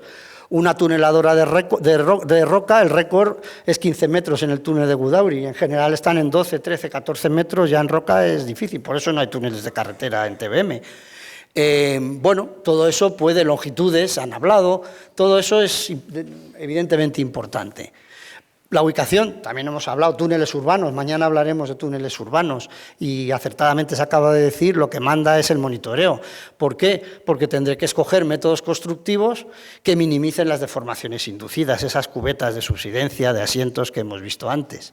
Pero si hay acuíferos, pues también tendremos que escoger métodos constructivos que se adecúen a incluso hacer estanco ese túnel. Rendimiento a plazo. Una tuneladora vale 35 o 40 millones de dólares dependiendo del diámetro, los jumbos, los robots de Gunitado, etcétera, etcétera, vamos, con 5 soy mariscal de campo. Entonces, no es lo mismo si una administración quiere hacer un anticipo o no lo quiere hacer, si quiere desembolsar el dinero, si quieren los políticos inaugurar una obra, etcétera, y por supuesto, como hemos dicho antes, elástico, elastoplástico o posrotura. Esta transparencia me gusta porque hemos mostrado antes justo no sé qué proyecto, NATM y TBM de la mano. Pues aquí son todos métodos convencionales de la mano para apenas 4,5 kilómetros. Y esto es muy importante. Creo que todos tenemos que ser conscientes que escogido un método constructivo, nos estamos casando con él. Aquí no existe el divorcio, o es muy difícil el divorcio, demasiado caro. Y lo que tenemos que ser conscientes es que cada método constructivo tiene un riesgo asociado. Hay métodos más seguros y métodos menos seguros. Evidentemente, hay otros más caros, menos caros. Estoy hablando desde el punto de vista del riesgo. Esta es la clasificación que más me gusta, del profesor Oteo. Solo voy a hablar de la izquierda, que es básicamente el riesgo. Este es el riesgo de producir socavones en la superficie. Pues fíjense que con agua los riesgos aumentan. Nuevo método austriaco, evidentemente, tiene un riesgo medio, con agua un riesgo mayor. Los métodos de los escudos pues tienen un riesgo menor, no tanto de hacer socavones, hemos visto antes un ejemplo. Bueno, y otros métodos, lo que quiero decir es que asumido o escogido un método, nos casamos y tenemos que aceptar y ser conscientes del riesgo que estamos asumiendo. Métodos convencionales, como ven, dejamos las TBMs, pues fundamentalmente vamos a hablar de estos que están en azul y estos que están en rojito. ¿Qué significa azul y rojo? No tiene una connotación política, evidentemente. Azul quiere decir que permito la relajación. No solo la permito, sino que juego con ella, en el sentido bueno de la palabra. Ese juego de hacer más largo el pase, menos largo el pase, dejarse de formar el terreno más, menos, todos esos son los métodos azules. Por lo tanto, eso exige no ser un irresponsable, saber que estamos arriesgando más, saber que tenemos que saber más del terreno, porque evidentemente ya sí que seríamos unos irresponsables, y bueno, pues vamos a ver los métodos austriacos, el Sequential Excavation Method y el Vernon. Y si ya vamos a los rojos, Premil, belga, alemán y ADECO, son los métodos no que no permiten relajarse al terreno, porque eso es imposible. Yo no puedo hacer la tortilla sin romper los huevos, no puedo excavar un túnel sin permitir cierta relajación del terreno. Pero no juego con ella y la minimizo, no lo permito, no me gusta, no me fío del terreno. Vamos a decirlo así para que se entere, para simplificarlo un poquito más, ¿no? Nuevo método austriaco, esto es un túnel en avance y destroza. Básicamente lo que se hace es perforar, cargar el explosivo, me da igual estas fases, se puede hacer con una rozadora y entonces simplemente rozo, con un martillo hidráulico y simplemente pico, pero bueno, excavo, ventilo si es el caso, evacúo humos, etcétera, saco el escombro y coloco el sostenimiento y luego si es avance y destroza, pues hago la ejecución de la destroza y la solera. Esto es lo que se llama el ciclo de perforación y voladura, no voy a poder poner el vídeo por tiempos, lo podrían ver, pero básicamente es, bueno, pues es lo que he dicho, excavar, ventilar, desescombrar. Muy importante, aquí he añadido yo a esta figura de Atlas Copco, sanear. El sanear el perímetro de excavación, créanme, es mano de santo, y luego colocar el sostenimiento, replantear la siguiente pase de avance y cerrar este círculo, ¿no? Y esto se puede hacer en avance y destroza, como es este caso de los túneles de la autopista Gran Canaria 1 en la isla de Gran Canaria, o hacerlo en avance y destroza en gravas aluviales, además debajo del Mapocho, en la ciudad de Santiago, en el cual, como ven, pues aquí ya no hay pernos, simplemente marcos reticulados y concreto lanzado, con un machón o pechuga central, el frente es inestable, se proyecta, bueno, pues excavo el avance, luego la destroza, como ven acá, con bataches, obviamente uno más adelantado, uno más atrasado siempre, para no descalzar el sostenimiento en el avance. Es estadísticamente cierto que la mayoría de los túneles se caen al hacer la destroza, no al hacer el avance, que es un contrasentido, porque cuando yo estoy excavando en avance no sé qué hay aquí, pero cuando estoy excavando la destroza ya sé perfectamente y lo tengo mapeado y absolutamente registrado qué es lo que había ahí y lo que hay, pues se caen más túneles, créanme, estadísticamente, al hacer la destroza. ¿Por qué? Porque se corre mucho, porque no se respetan los bataches, etcétera, etcétera. Bueno, y ya la solera, en este caso con una contrabóveda, porque como he dicho había supresión de agua. Aquí vemos, se verá mejor, una más gris, que es el geotextil, y una más clarita, que es la membrana de PVC. Aquí ya se ve muy bien las dos. En este caso una malla electrosoldada y un revestimiento de hormigón proyectado, que puede ser hormigón moldeado o del que fuera, y ya pues en este caso placas reflectantes, pavimentos, aceras, etcétera, etcétera. Sequential Excavation Method, para no quedar anticuado, nuevo método austriaco por fases. Pues estos precisamente, que son los túneles de Cahuacán y Los Gallos, este de aquí, que se hicieron con este método en la Tlacomulco Atizapán, o este de Kennedy, que es un túnel de 23 metros de ancho en Santiago de Chile, porque tiene una parte de 5 pistas, esta que estoy mostrando por contra es la parte de 4 pistas, con, entre comillas, solo 19 metros de anchura, un side drift derecho que se sostiene en rojo, un side drift izquierdo que se sostiene en rojo, se queda este soporte temporal acá, se demuele este soporte temporal y queda la fase de avance totalmente libre, a pata de elefante, porque estamos en unas gravas aluviales en este caso, y una destroza que se hace no en 2 fases, sino en 3 fases, con una zanja central y por bataches desfasados, izquierdo, derecho e izquierdo, hasta completar, y luego en verde, en este caso con un carro de encofrado, en verde el revestimiento. Esto es precisamente lo que estábamos viendo, side drift derecho, side drift izquierdo, demoler este soporte temporal que se queda, que deja esta sutura ahí, que se está demoliendo para completar el avance, y luego, como se ve perfectamente, la zanja central con un batache derecho más adelantado, un batache izquierdo más atrasado, en este caso es al revés, porque está la foto tomada al revés, y finalmente se completa la excavación de este Sequential Excavation Method que se dice ahora. Método Bernol. Bueno, es un método, yo solo he hecho un túnel en mi vida con él, el túnel de la potabilizadora, también en la isla Gran Canaria. Toma su nombre de esta chapa troquelada, que es una chapa metálica de acero, que tiene unas distancias de metro y algo por 0,96 metros, creo que es 116 por 96, que se ponen unas HBs con una especie de distanciador que me sirve de aguantar hasta que yo hormigone el tras 2 y quede el túnel completado. Hay una variante que se utiliza más, que es esta, precisamente de estas fotos que les comento, en el cual, como ven, la chapa troquelada se mete en el filete interior de la HB, del perfil metálico, de manera que la HB queda perdida, embebida en el hormigón que yo luego coloco y, bueno, pues así se hace el túnel. Evidentemente aquí, por ejemplo, en esta foto, pues ya se va a colocar el siguiente marco, los siguientes chapas Bernol y vendrá el señor a hormigonar el pase. Es un método casi nuevo método austriaco, pero evidentemente muy limitado y permite correr muy poco. Es sota, caballo y rey, podríamos decir, respecto a ir siempre haciendo las mismas cosas.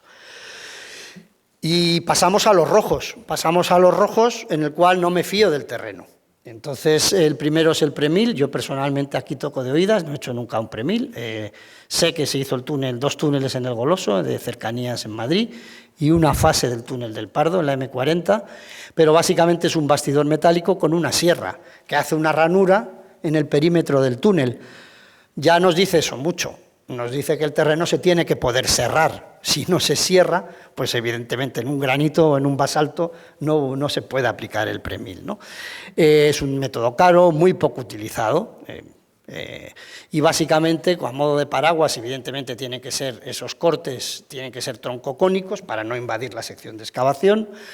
Estamos hablando de 15-20 centímetros, estamos hablando de 1 o 2 metros, y al final, pues una vez que yo tengo eso, lo hormigono y excavo debajo. La destroza se hace con, no sé dónde estará dicho por aquí, por bataches con muros, ya sin problemas, porque ya he hecho la bóveda. Siguiente método.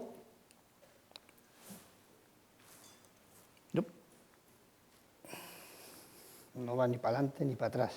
Es el método belga o tradicional de Madrid. Se utilizó por primera vez en Lieja, precisamente por eso se llama belga, pero donde más se ha utilizado es en Madrid, en todos los desarrollos del Metro de Madrid hasta los años 80. Pero, por ejemplo, en Buenos Aires se ha utilizado. Bueno, pues es un método que se suele aplicar básicamente 2 palabras mágicas, suelos y medios urbanos. Es un medio muy artesanal, como van a ver ustedes, muy caro, pero muy seguro, porque nunca tengo secciones de más de 3 metros cuadrados aproximadamente abiertas sin un sostenimiento. El método consiste, dicho esas rapidez que voy haciendo, esto es una foto como muy reciente, esto es de la extensión de la línea 3, en el Metro de Madrid, pues lo que yo voy haciendo es un agujerito muy pequeñito, tan pequeñito como que apenas cabe una persona, y luego voy haciendo unas orejitas y voy abriendo la sección hasta que puedo colocar el carro de encofrado, que lo ven acá. Aquí ya pongo el carro de encofrado y ya hormigono, de manera que, bueno, pues como digo, no tiene, este es el túnel de María de Molina, se han ido a Madrid, el que se sale para ir al aeropuerto, un túnel largo, y posteriormente, una vez que he hecho la destroza y he tenido el hormigonado, excavo y ya la destroza pues la hago convencionalmente, cerrando el túnel lo más pegado posible a esta mina de avance, que es esta mina de avance que se ve aquí, o mejor en el siguiente. Yo creo que esta figura, si se la imaginan, la foto está hecha exactamente desde aquí hacia allá. Es esta que le estoy viendo, la solera ya construida, el colector. Fíjense aquí uno más avanzado, uno más atrasado, con estos haciendo la destroza, y allí al fondo tenemos a este señor haciendo la mina de avance. Es un túnel muy artesanal, muy caro, que 2 palabras mágicas, urbano, suelos. Caro, artesanal, lento, pero seguro. Y cuando hasta 10, 12 metros se puede hacer el método belga, cuando no tendremos que ir a los métodos. Fíjense que los métodos belgas y alemanes son anteriores al nuevo método austriaco. Estamos hablando, lo he dicho antes, de los años 20, de los años 20, exactamente. Bueno, pues el método alemán es cuando esa dimensión es todavía mayor, se hace sobre todo para cavernas, por ejemplo, cavernas de metro, o ahora la foto que les voy a mostrar del proyecto Américo Vespucio II en Santiago de Chile, que son fotos de apenas hace un mes. Lo que hago es, en el perímetro de lo que va a ser mi futuro túnel, mi túnel es lo de dentro, hago estas galerías en los hastiales y una galería de clave. El secreto está en que esto lo puedo recrecer todo lo que quiera en función de la altura del túnel, pero siempre tengo que tener, como ven aquí, excavo estas 2, luego excavo esta de abajo, pero hormigono la de abajo, dejando siempre libre una galería aquí, en el arranque de la bóveda, una galería en la clave y otra galería en el otro arranque de la bóveda. Y una vez que tengo esas 3 galerías libres en el perímetro del futuro túnel, lo que hago es las que están aquí en moradito, que son lo que se llaman las costillas, que son unas galerías muy rectangulares y que me permiten, como si fuera una cuaderna invertida de un barco, hacer toda la futura bóveda del túnel. Y una vez que tengo eso excavado y hormigonado el conjunto, pues lo que hago es excavar ya dentro y construir la contrabóveda. Les dejo, ahí hay otro vídeo, que es un método un poco geométricamente más, si no se está habituado, quizá más complicado de visualizar, y vamos a intentarlo hacer con estas fotos que están tomadas apenas hace un mes. Esto es, voy a mover aquí ahora, esto es la galería de bifurcación, la caverna de bifurcación, 30 metros de ancho, en gravas aluviales, en el proyecto Américo Vespucio. No hagan caso a este túnel, que es el que permite dar continuidad al tronco, al túnel troncal. Hagan solo caso a esta galería y a estas 2 laterales. Entonces, fíjense que esta galería izquierda es esta galería izquierda y ahí al fondo vemos ya la galería dastial del método alemán. Y esta galería derecha es esta galería derecha, que aquí ya sí que sí se ve mucho mejor, en el ordenador ahí se aprecia, aquí desde luego se aprecia muy bien. En ambos casos, ahí y ahí, hay una galería así.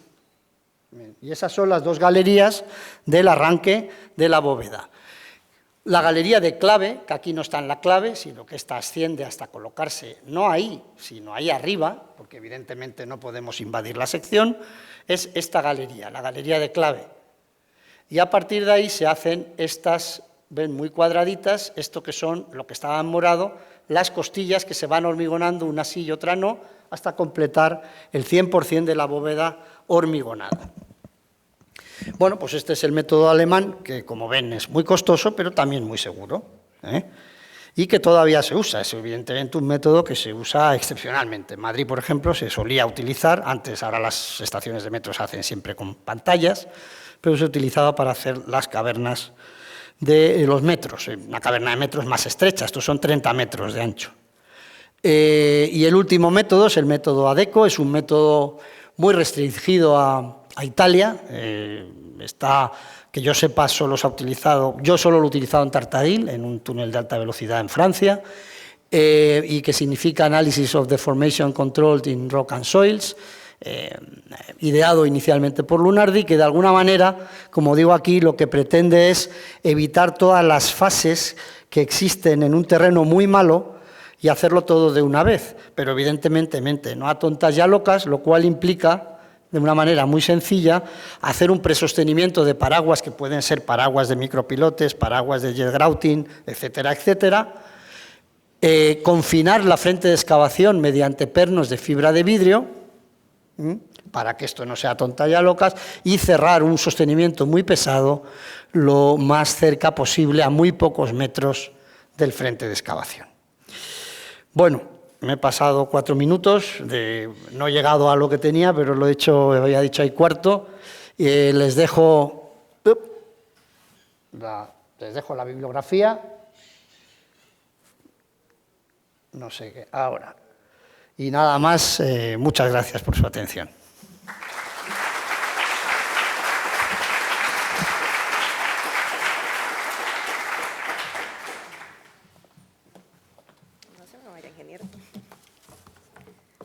Habilitamos ahora sí el espacio para preguntas. ¿Alguna consulta? Bueno, si no hay consultas, entonces le agradecemos al ingeniero su exposición con este reconocimiento. Buenas tardes.